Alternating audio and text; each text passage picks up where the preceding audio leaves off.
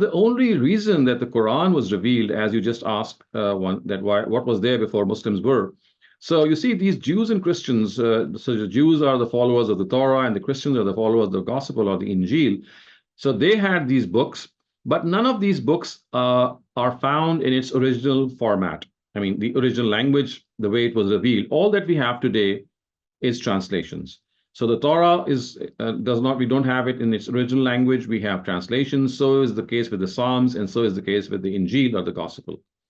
So the only book which is preserved word for word since the time it was revealed is the Quran. And the reason that the Quran was revealed was because the previous books were not found in their original language, and there were some distortions that had been found in them. So in spite of the fact that there were some distortions, it's not that all of these books are distorted.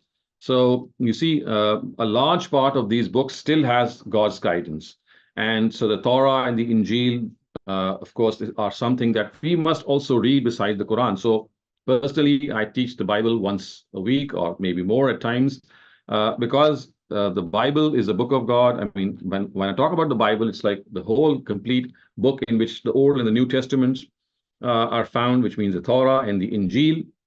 And at the same time, also, we take this, or we make this a habit, that by reading the Quran, what we are doing is we are just saying that the final word of God with us is the Quran. It's the final word. The rest, what we have, they are still words of God, but they are not found in their original language. So because they are not found in their original language, we just cannot be sure about what God had said.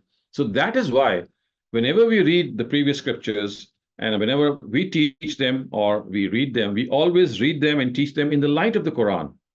So everything which is in the light of the Quran, which is in conformity with the Quran, we will accept it.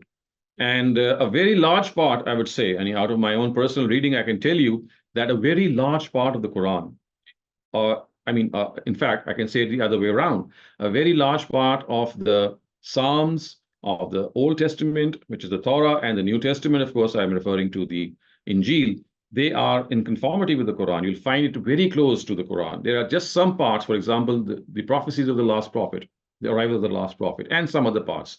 So that is why we always encourage students not only to read the Quran, but also to read the previous scriptures. The only thing is that whenever there is a difference between the two, whenever there's a discrepancy, the Quran will hold superiority, or it will hold the final word, because we know that the Quran is a preserved book. And that is precisely why we follow the Quran. Had I known, or you known maybe, that some other book was more preserved and it is the final message of God, we would have gone there. But historically, we know that it is the Quran which is the final book, which is preserved in its original form. So, of course, we would go there.